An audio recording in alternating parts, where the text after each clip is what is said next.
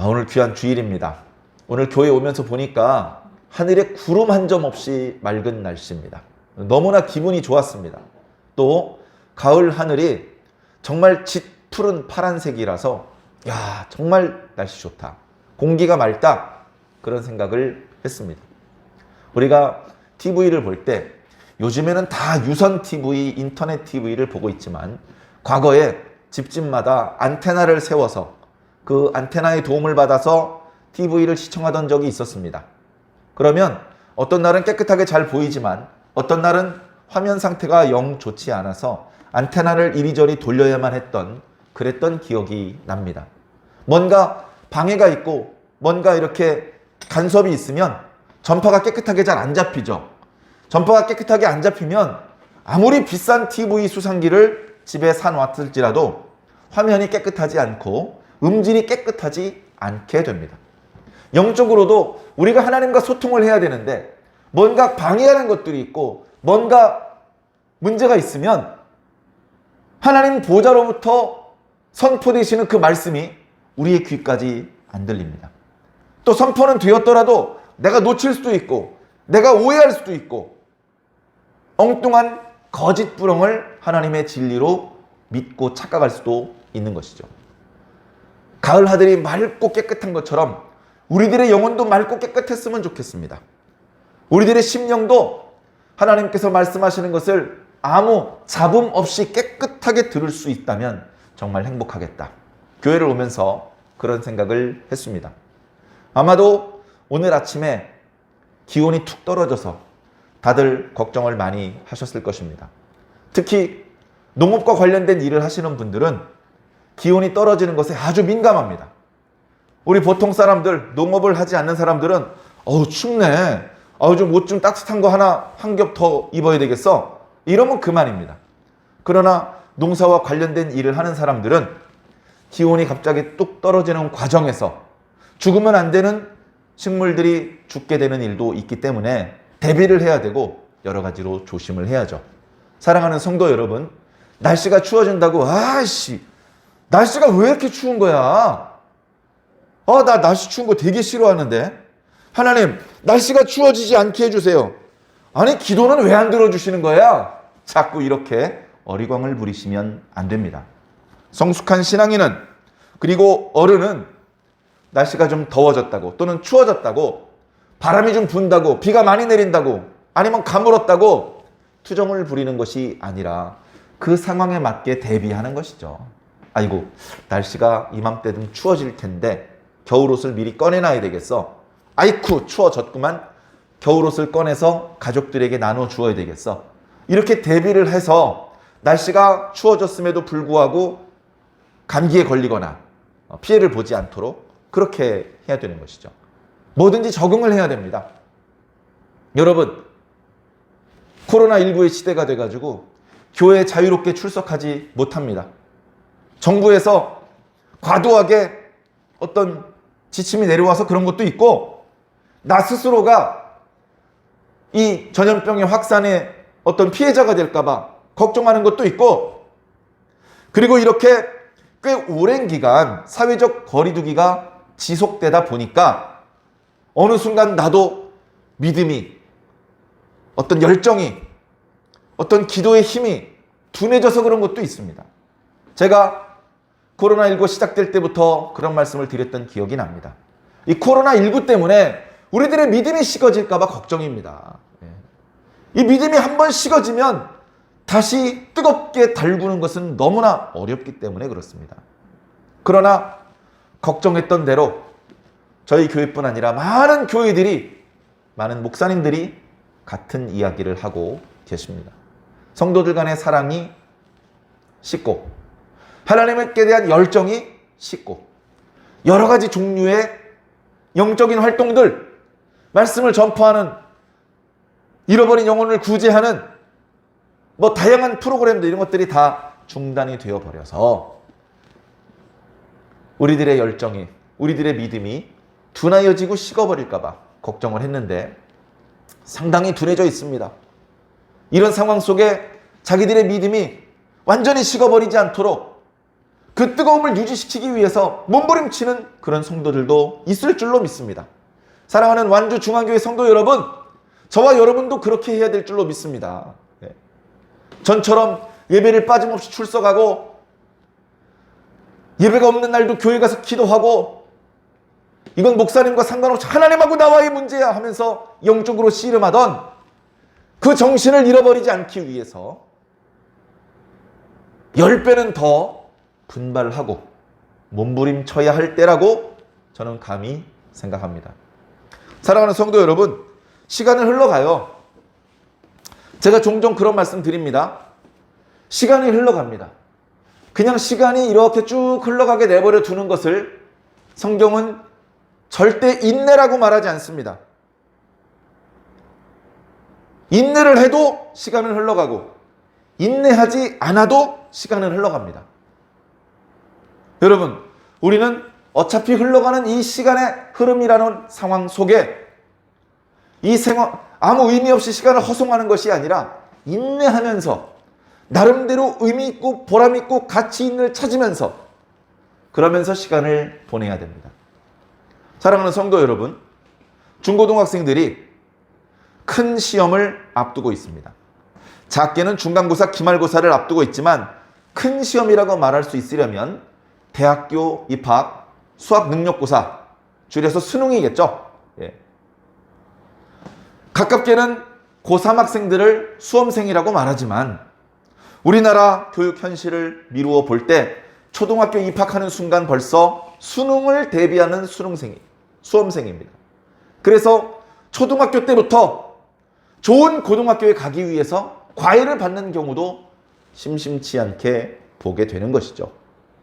사랑하는 성도 여러분, 한번 보십시오. 아무것도 안 해도, 공부를 안 하고 있어도 시간이 흘러가요. 수능 날짜가 다가온단 말이에요. 공부를 안 하고 있어도.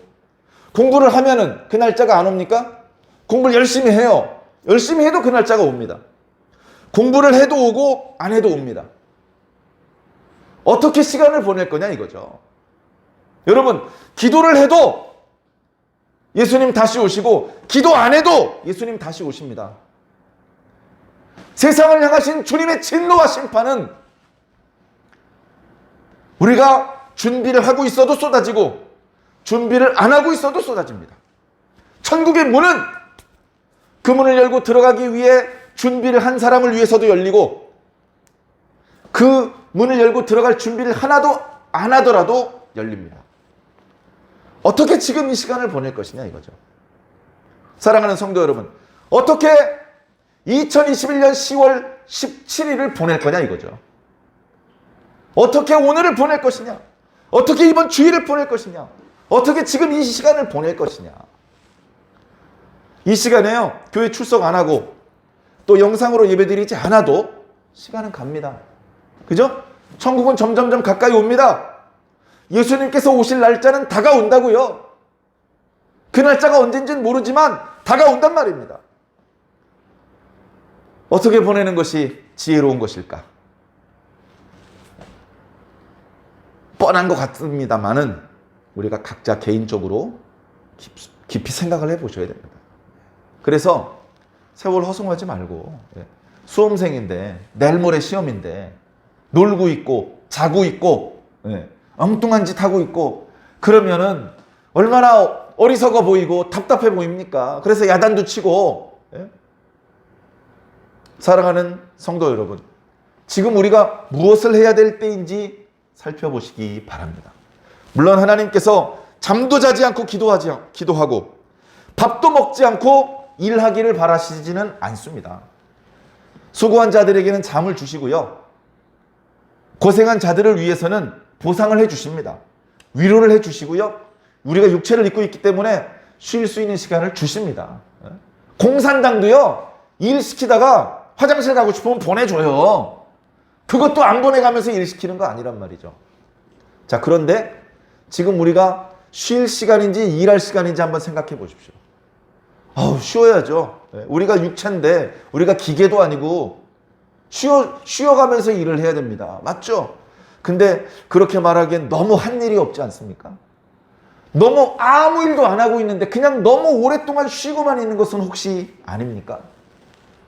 조금 분발해야 되겠다는 생각을 먹어주시기를 부탁을 드립니다. 별로 신나는 일은 아니지만 여러분들에게 공개적으로 말씀을 드릴 게 있습니다. 오늘 저희 교회 입구에 누가 종이 가방에 음료수하고 자기들이 만들어낸 신문을 두고 갔습니다. 이름을 대면 다 아는 이단입니다.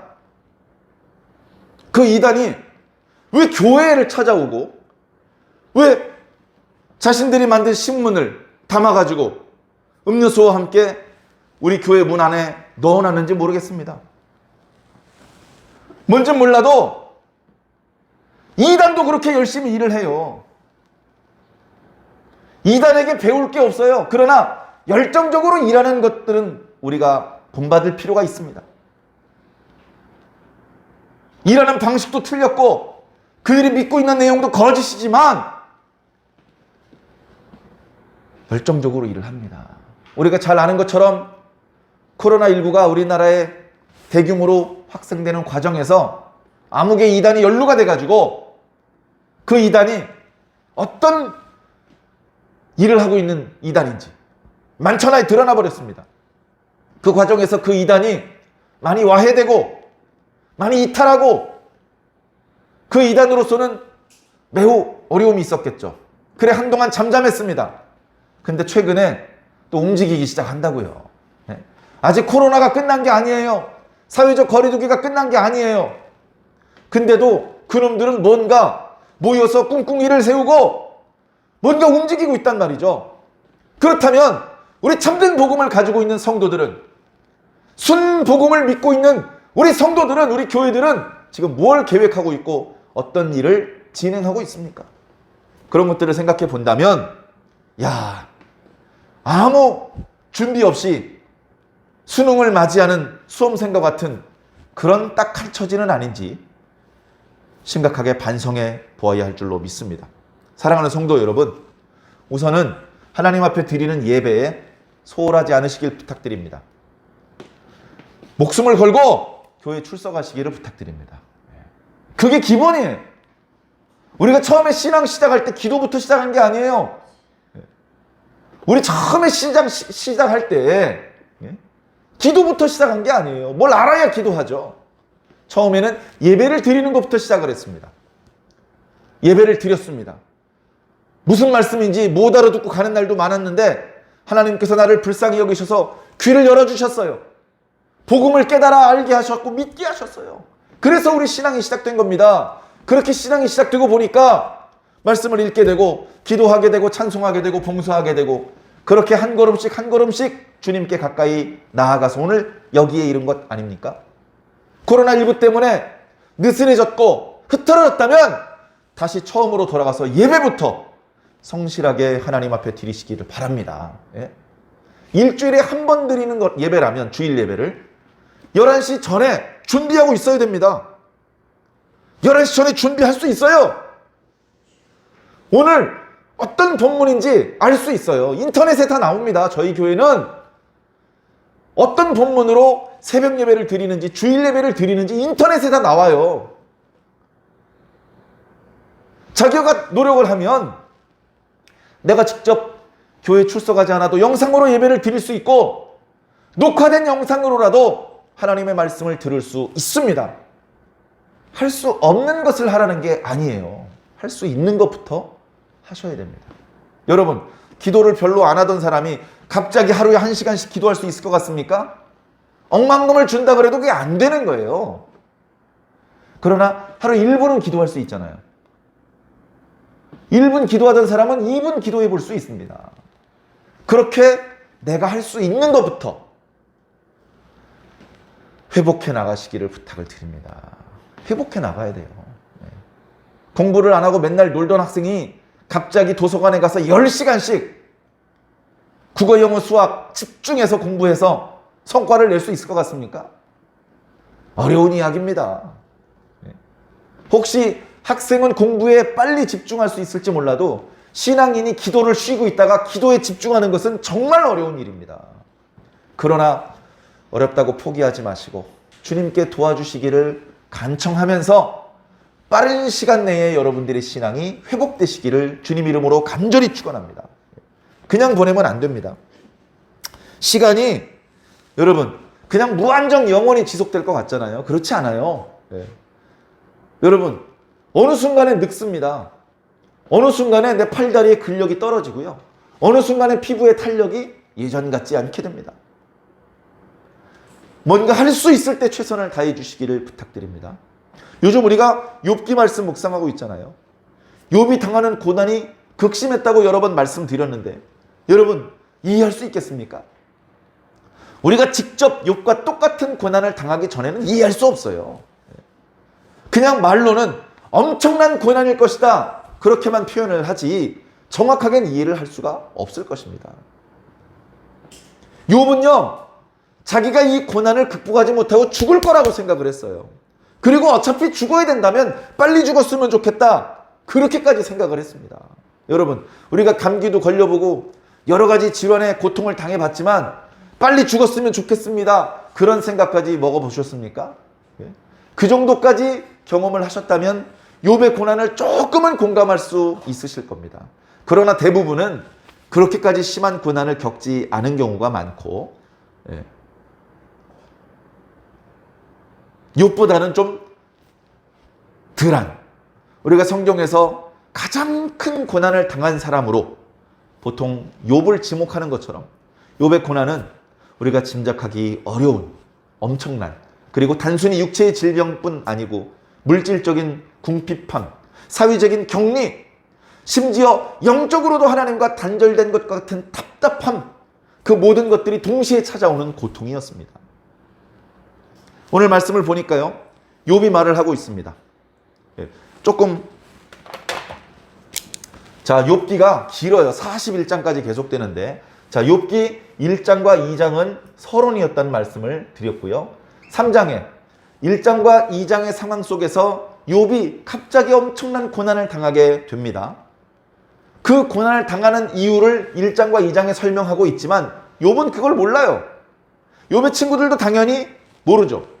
그래서 욥의 친구들이 위문을 왔지만 어떻게 위로해야 될지 모르는 상황이었고 욥도 뭐라고 자기 상황을 설명해야 될지 모르는 상황 가운데 고통이 점점점 극심해지고 있기 때문에 욥이 더 이상 참지 못하고 자기 생일을 저주합니다.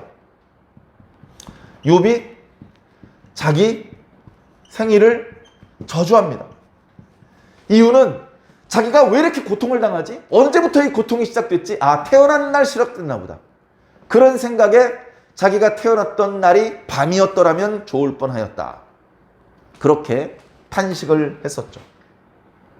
이 욥이 자기 생일을 저주하는 표현이 조금 거칠었는지 위문하러 왔던 친구 중에 엘리바스라고 하는 친구가 입을 열어서 말을 합니다. 4장과 5장에 걸쳐서. 엘리바스가 말하는 내용은 아이고 이복의 친구 고생이 많아. 내가 자네를 어떻게 위로해 줘야 될지 모르겠네. 여보게 힘내게 우리 하나님께 다 같이 기도해 보세요. 하나님께서 은혜를 베풀어 주시고 빨리 이 고난에서 자네를 건져 주시기를 간구하세나. 이런 말이 아니야. 그렇게 말했으면 정말 좋았지. 그런데 이 친구가 대번에 하는 소리가 야! 죄 없이 망하는 거 본 적 있냐? 너 보니까 망하고 있는데 죄 지었지 너? 야, 죄 안 지었다고? 아니, 사람이 어떻게 하나님보다 깨끗할 수 있어? 왜 자꾸 깨끗한 척이야? 그러면서 구체적으로 욥이 무엇을 잘못했는지에 대한 근거가 없으면서도 너는 죄인이 틀림없어. 너는 죄를 지은 게 틀림없어. 그래서 하나님께서 진노하신 거야. 그래서 하나님께 너에게 재앙을 내리신 거야. 이렇게 욥을 정죄하고 비난하기에 여념이 없었습니다. 엘리바스의 말에 욥이 대답을 했죠. 욥의 대답이 6장과 7장에 나옵니다. 욥이 엘리바스의 말을 듣고 위로를 받았을까요? 위로가 하나도 안 돼, 위로가.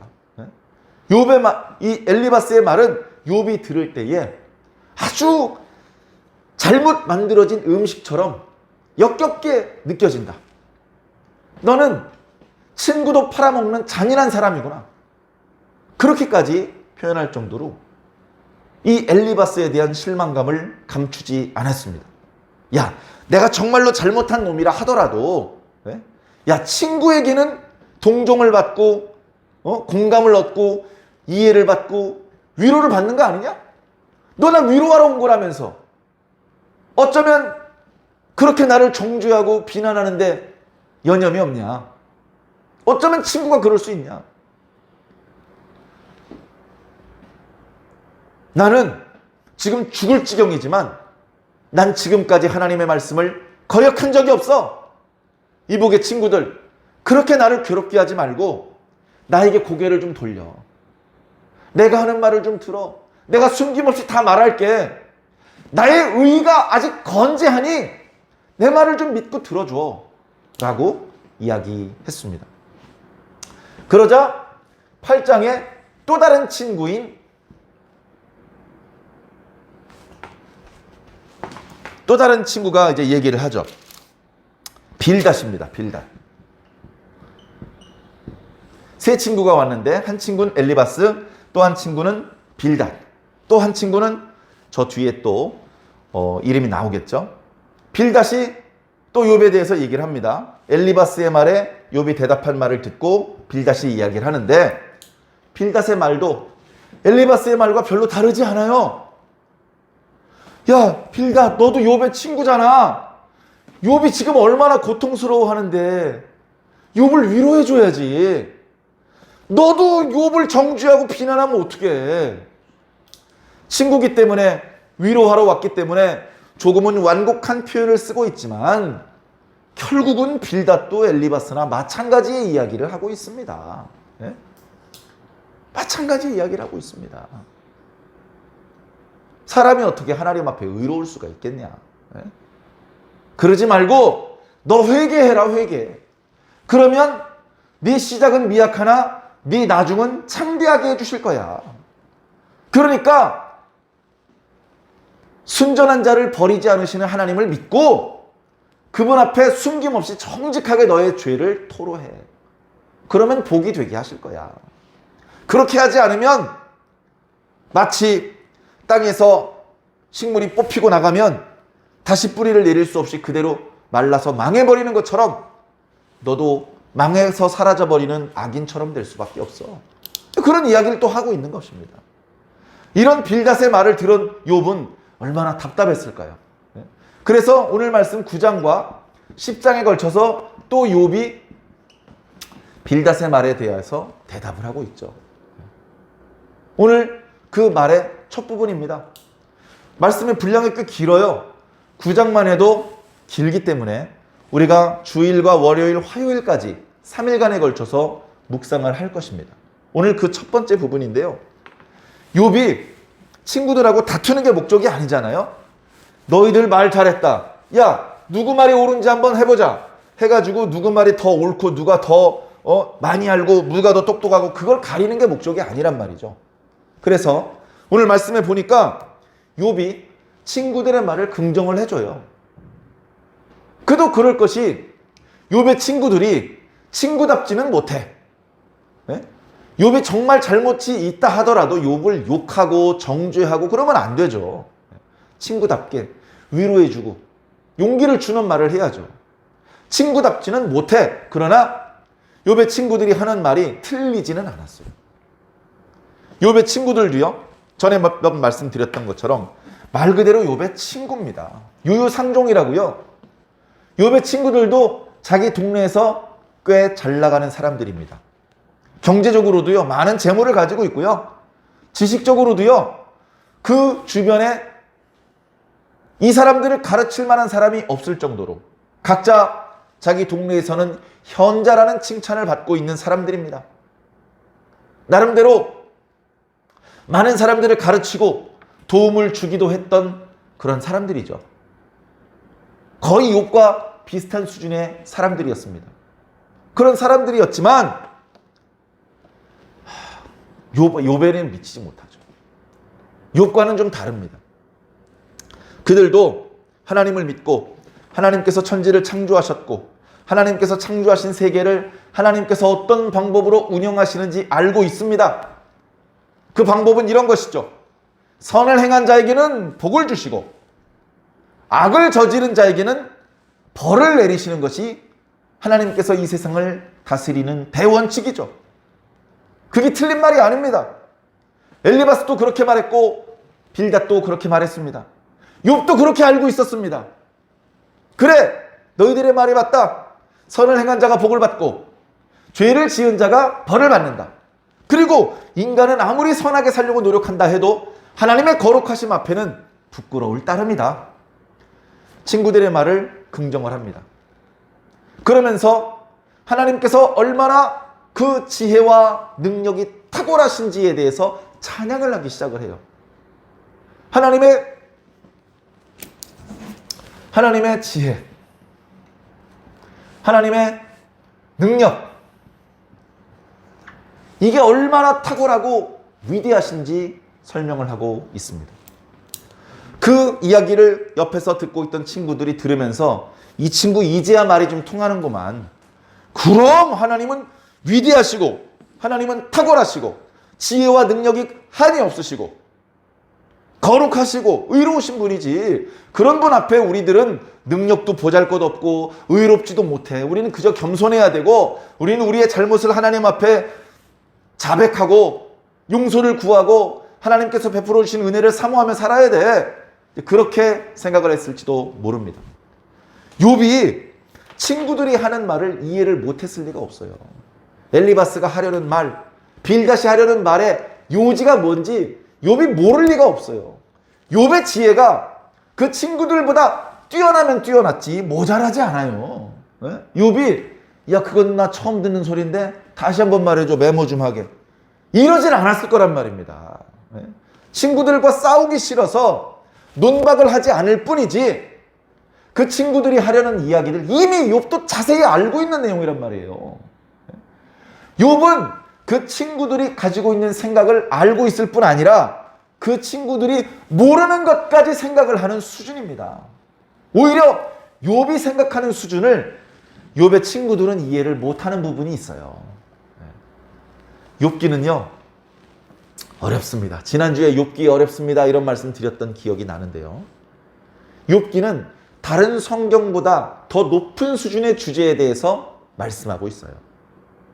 욥기에 등장하고 있는 욥의 세 친구가 가지고 있는 생각도 상당히 성경적이고 상당히 일리가 있는 이야기들이지만 욥이 고민하는 부분, 욥이 알고 싶은 부분은 그 친구들의 견해를 뛰어넘습니다. 우리는 욥기 말씀을 읽으면서 조금은 어렵지만 얼른 손에 잡히지 않지만 이런 부분, 욥의 세 친구와 달리 욥이 고민하는 부분을 우리는 보면서 그것을 통해서 우리들의 신앙을 돌아보고 그것을 통해서 우리들의 영적인 성장을 도모해야 될 줄로 믿습니다. 자, 욥이 하는 말을 들어보면요, 하나님을 찬양해요. 하나님의 지혜와 능력을 찬양을 하는데 조금 이상합니다. 조금 이상해요. 자, 다시 하나님께서 지혜 그리고 능력이 있으시죠. 이걸 가지고만 계시지 않고요, 사용하셔요. 이걸 어떤 방향으로 쓰시느냐, 이렇게 쓰십니다. 자, 여기 무질서의 상태가 있어요. 무질서의 상태, 성경에 보면 혼돈, 무질서, 이런 상태입니다. 이런 상태를 질서의 상태, 혼돈한 상태가 아니고 조화로운 상태, 이 상태를 이 상태로 만드는데 하나님의 능력을 사용하신단 말이에요. 빛이 있었는데 야, 불 꺼! 하나님의 능력을 이렇게 쓰신 것이 아니고 흑암이 가득했는데 그 흑암을 향하여서 빛이 있으라 라고 말씀하신 것이 바로 하나님의 지혜와 능력입니다. 하나님의 지혜와 능력은 이렇게 무질서한 상태를 질서가 있는 상태로, 혼돈한 상태를 조화로운 상태로 만드시는 거예요. 왜 그렇게 만드시느냐? 이쪽에서는요, 생명이 살 수가 없어요. 생명이 살 수가 없어. 생명을 창조하시기 위해서 질서의 세계를 만들어 나가신 겁니다. 그래, 무질서로 대표되는 것이 예를 들면 어둠입니다. 하나님께서 빛이 있으라고 말씀하셨죠. 그리고 무질서를 대변하는 것이 바다입니다. 바다. 하나님께서는요, 육지를 만드셨습니다. 자, 바다에도 생물이 있어요. 네? 어두운 빛이 잘 들어가지 않는 심해에도요, 그곳에도 또 사는 생물이 있긴 있습니다. 그러나 하나님께서 중심적으로 생각하는 것은요, 인간이거든요. 생명이 살 수 있는 환경, 다시 말해서 인간이 살 수 있는 환경을 만들기 위해서 무질서를 질서로, 혼돈을 조화로, 어두움을 빛으로 바다 가운데 육지가 드러나게 하신 것입니다. 그리고서 들에는 씨 맺는 여러 식물들이 자라게 하시고, 바다의 물고기가 종류대로, 하늘의 새들이 종류대로, 육지의 들짐승들이 종류대로, 그 모든 것들이 바로 인간이 잘 살 수 있는 환경을 만들기 위해서 하나님께서 이쪽에 있는 상황을 이쪽에 있는 상황으로 바꾸신 거예요. 그것을 위해서 하나님께서 당신이 가지고 계신 탁월하신 지혜와 능력을 사용하신 겁니다. 네.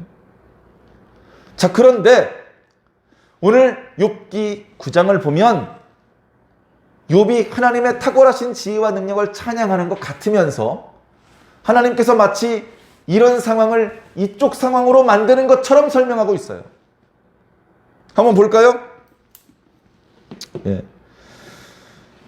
5절입니다. 그가 진노하심으로 산을 무너뜨리시고 옮기실지라도 산이 깨닫지 못하며 땅을 그 자리에서 움직이시니 그 기둥들이 흔들린다. 육지가 드러나게 하셨고 인간이 살기 좋은 상황을 만드셨는데 하나님께서 그 지혜와 능력으로 그걸 막 흔드신다는 겁니다. 사랑하는 성도 여러분, 땅이 흔들리면 인간이 살 수 없습니다. 땅이 흔들리면 안 됩니다. 그래서 말세에 하나님께서 세상에 베푸시는 심판을 땅을 흔든다, 진동하신다라는 표현으로 표현하시는 겁니다. 우리도 땅이 흔들리는 것을 경험한 적이 있습니다. 지진이죠. 우리가 경험하는 지진은 약한 충격으로 잠깐 왔다 지나갑니다. 그런데 하나님께서 땅을 진동하시는 것은 강한 충격으로 오랫동안 지속하십니다. 그러면 어떻게 되겠습니까? 사람은 살 수 없어요. 사람은 그렇게 흔들리는 땅에서 살 수 없게 만들어졌습니다. 하나님은 능력이 강하시고요. 하나님은 우리가 감당할 수 없는 강력함이 있으신 분입니다. 자, 이어지는 말씀도 볼까요? 그가 해를 명령하여 뜨지 못하게 하시며 별들을 움직이지 못하게 한 군데 가둬버리신다. 근데 원래는 어떻습니까? 하나님의 지혜와 능력으로 해가 정해진 시간에 뜨게 하셨어요. 별들이 하나님의 조화를 따라 운행하게 하셨어요. 그것을 통해서 힘을 얻습니다. 그것을 보면서 지혜를 얻어서 농사를 짓기도 합니다. 그렇게 조화로운 세상을 하나님께서 만드신 것인데 하나님께서 해를 명하여 뜨지 않게 하시고 별들도 운행을 못하게 만드십니다. 이 능력을 오히려 질서와 조화의 상태를 무질서와 혼돈의 상태로 만드시기 위해서 쓰시는 것처럼 묘사하고 있습니다.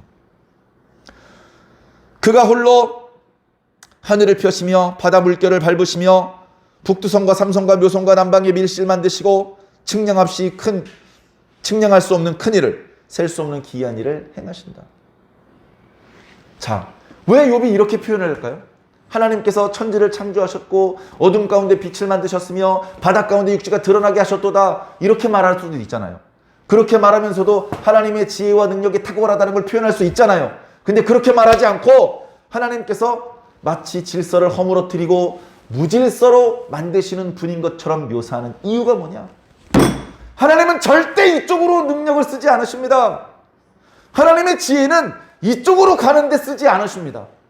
하나님은 우리 인간을 사랑하시고 이 세상의 질서와 조화를 베풀어 주시는 분입니다. 당신의 능력과 지혜를 이쪽에서 이쪽 방향으로 오도록 쓰시는 분입니다. 저는 하나님이 그런 방향으로 당신의 능력과 힘을 쓰시는 분이라는 것을 알고 있습니다. 그런데 왜 죄 없는 나를 이렇게 괴롭히십니까? 이해가 안 됩니다. 하나님은 이렇게 일하시는 분이 아니지 않습니까? 이해가 안 됩니다. 이해가. 그래, 욥은 친구들의 말을 긍정하는 것 같으면서 하나님의 지혜와 능력의 탁월하심을 인정하고 찬양하는 것 같으면서 은근히 하나님께서 하시는 일이 이해가 되지 않습니다. 왜 이렇게 하시는 겁니까? 라고 하나님께 항의하고 질문을 던지고 있는 것입니다. 사랑하는 성도 여러분, 여러분들은 여러분 주변에서 벌어지는 일들이 다 이해가 되십니까? 우리에게는요, 이해가 안 되는 게 많습니다. 성경은 바로 그 부분을 우리가 어떻게 해석하고 어떻게 받아들여야 되는지 말씀해 주고 있습니다. 어떤 부분은 성경으로도 잘 받아들여지지 않는 부분도 있을 수 있습니다. 그래서 우리에게 필요한 것이 바로 욥기 말씀입니다. 사랑하는 성도 여러분, 몇 가지 예를 한번 들어보겠습니다. 욥만큼이나 하나님께 사랑을 받았던 인물이 다윗입니다. 하나님 마음에 합한 자다. 성경에 그렇게 표현되고 있는 유일한 사람이죠. 그런데 다윗이 죄가 없어서 하나님께서 그를 사랑하셨을까요? 그렇지 않습니다. 다윗에게 죄가 적지 않아요. 다윗이 순수한 마음으로 하나님의 성전을 건축하고 싶을 때 선지자를 통해서 말씀하셨습니다. 네 손에 피가 많다. 네가 그동안 저지른 죄가 많아서 네 손으로 건축한 성전은 내가 바라지 않는다. 다윗이 죄가 많다는 것이 드러납니다. 자, 성경에 다윗이 저지른 큰 죄만 2건이 있었어요. 네? 다윗이요, 자신의 명령에 절대 복종하고 목숨을 걸고 충성스럽게 싸우던 장수의 아내를 빼앗아갔습니다. 간음죄를 저질렀습니다. 그 일이 발각될까 봐 그 장수가 죽도록 살인 교사죄를 저질렀습니다. 거짓말을 했습니다. 그 중에 하나만 잘못을 해도 하나님께 큰 진노를 살 것 같은데 다윗은 그 엄청난 짓을 연거푸 저질렀습니다. 하나님께서 그 죄를 모른다 하지 않으셨습니다. 선지자를 통해서 통렬히 비판하셨습니다. 그래서 어떻게 됐습니까? 아무 일 없이 지나가는 것처럼 보였어요. 아니, 죄를 저질렀는데 왜 벌을 안 주십니까? 왜 그냥 넘어가십니까? 그 순간에 벌을 주진 않으셨죠. 그러나 나중에 하나님께서 다른 방법으로 다윗에게 벌을 주셨습니다. 다윗에게 많은 자녀가 있었습니다. 대부분 어머니가 다른 형제들이었죠.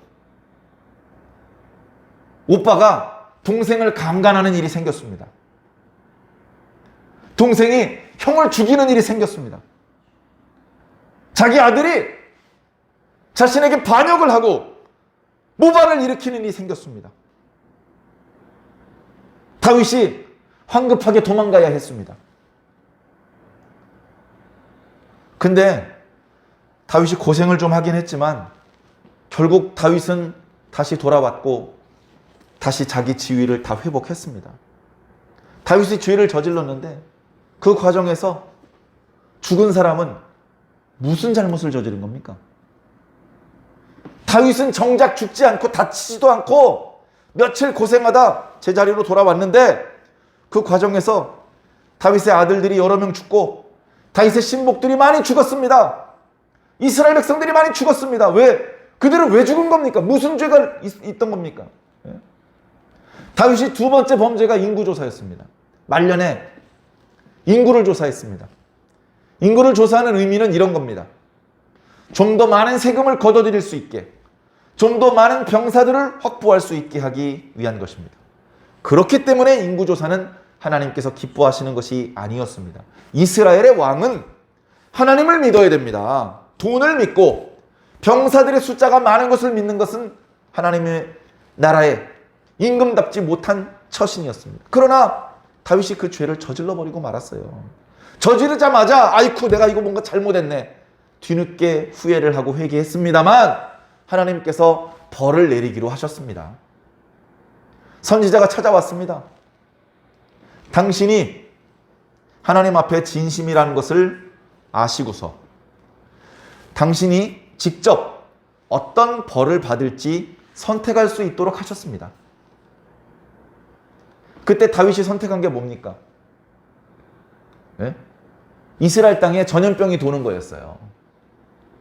그걸 선택한 이유는 그게 그나마 빨리 지나가니까, 며칠 있으면 지나가니까. 그래서 그 재앙을 선택을 했습니다. 그게 어떻게 됐습니까? 죄는 다윗이 저질렀는데 다윗은 안 죽어요. 애꿎은 이스라엘 사람들이 죽습니다. 요즘 코로나 때문에 몇백 명이 죽는다고 난리잖아요. 그 고대 시대에 이스라엘 사람들이 몇천 명, 몇만 명이 죽어나갑니다. 그들은 무슨 죄가 있어서 죽는 겁니까? 그들은 왜 전염병에 걸려서 영문도 모르고 그때 죽어야 했습니까? 다윗이 답답해서 하나님께 기도했어요. 하나님, 죄를 저지른 건 난데 왜 내 백성들이 죽어야 합니까? 차라리 나와 내 가족들에게 벌을 내리소서. 네. 누가복음 13장에는 예수님께서 이렇게 말씀하신 적도 있습니다. 여봐라! 실로암 망대가 무너질 때 18명 죽은 거 알고 있지? 그 18명이 여기 있는 사람들보다 죄를 많이 저질러서 죽은 줄 아느냐? 아니라는 거예요. 죄가 더 많이 있어서 그때 자기 수명대로 살지 못하고 요절을 한 게 아니라는 겁니다. 그럼 그때 그 사람들은 왜 죽은 겁니까? 몰라요. 우린 모르는 게 너무 많습니다. 왜 저 녀석은 나쁜 놈이 틀림없는데 큰 부자로 살지? 왜 저 녀석은 거짓말하는 게 틀림없는데 저렇게 인기를 누리고 있지? 저 녀석은 정직하게 사는 게 틀림없는데 왜 저렇게 욕을 먹고 외롭게 살아야 되고 가난하게 살아야 되지? 우리가 살고 있는 현실 속에 정의롭지 못하고 부조리한 모습들이 너무나 많습니다. 왜 그런지 다 몰라요. 원인과 결과를 연결짓기 어렵습니다. 영적으로도 마찬가지입니다. 오히려 선을 행하는 사람이 바보같이 맨날 당합니다. 타협을 잘하고 순수하지 못한 사람들이 오히려 승승장구하는 것까지 봅니다. 그런 거 보면 낙심되죠. 낙심되죠. 그럼에도 불구하고 흔들리지 않고 계속 선을 행하시기 바랍니다. 네. 사랑하는 성도 여러분, 욥이 지금 그걸 여쭤보는 거예요. 내가 죄가 없는데 왜 이런 고난을 당해야 됩니까? 욥의 친구들은 눈치도 못 채. 생각하는 깊이와 수준이 욥과는 달랐습니다. 욥은 바로 그 부분을 하나님께 여쭤보는 것이죠. 하나님은 이쪽에서 이쪽으로 능력과 지혜를 쓰시는 분이잖아요. 하나님께서는 의인에게 상을 주시고 죄인에게 벌을 주시는 분이잖아요. 근데 왜 죄 없는 제가 이런 고난을 당해야 됩니까? 그걸 하나님 앞에 질문하고 있는 겁니다. 사랑하는 성도 여러분, 좀 깨웠으면 좋겠습니다. 우린 수준이 좀 너무 낮은 것 같아요. 조그마한 일에 기뻐하고 조그마한 일에 쉽게 원망하고 그렇게 일이 일비하는데 그러지 말고 조금 진득한 그런 신앙인이 좀 됐으면 좋겠습니다. 하나님을 좀 믿고 선을 행하는데 당장의 보상이 돌아오지 않는다 할지라도, 악을 저지른 저 악인에게 당장 벼락이 떨어지지 않는다 할지라도 조급하게 하나님께 원망하고 불평하고 악인을 부러워하며 그 길을 뒤쫓아가고 그러지 말고, 당장은 보상이 없는 것 같고 당장은 하나님 뜻대로 사는 것이 어리석은 것 같이 보일지라도 하나님의 말씀을 믿고 말씀하신 그대로 갑시다. 말씀하신 그대로. 예수님은 철저히 하나님께 복종했습니다. 순종했습니다. 그래서 죽임을 당했습니다. 우리가 의인으로 살면서 칭찬받지 못하고 인정받지 못하는 것은 어쩌면 당연한 겁니다. 그런 인간의 칭찬, 인간들의 인정, 그런 걸 기대하지 마시기 바랍니다. 우리는 처음부터 주님만 바라보는 거예요. 처음부터 예수님만 보고 처음부터 하나님만 보고 가는 겁니다. 사람들의 반응에 연연하지 않으시기 부탁드립니다. 그래야 우리는 강해질 수 있고 그래야 우리는 뛰어넘을 수 있게 됩니다. 우리 완주중앙교회는 신앙 좀 하다가 부지런한 일을 만나서 확 낙심하고 실족하고 하나님 원망하고 그런 신앙인을 만들기 위해 개척되지 않았습니다. 우리는 그걸 뛰어넘는 수준의 신앙인이 되기 위해서 교회를 세웠고 말씀을 읽고 선포하고 예배드리고 있습니다. 사랑하는 성도 여러분, 여기서 멈추지 마시고 더 높은 경지의 신앙으로 성장하며 성숙하시기를 주님 이름으로 간절히 축원합니다. 우리는 멈추면 안 됩니다. 우리는 한 걸음이 어려우면 반 걸음이라도 날마다 전진해야 됩니다. 저와 여러분들의 신앙이 그렇게 날마다 성숙하여서 우리를 바라보시는 하나님께 큰 기쁨을 안겨드리게 되시기를 예수님 이름으로 간절히 축원합니다.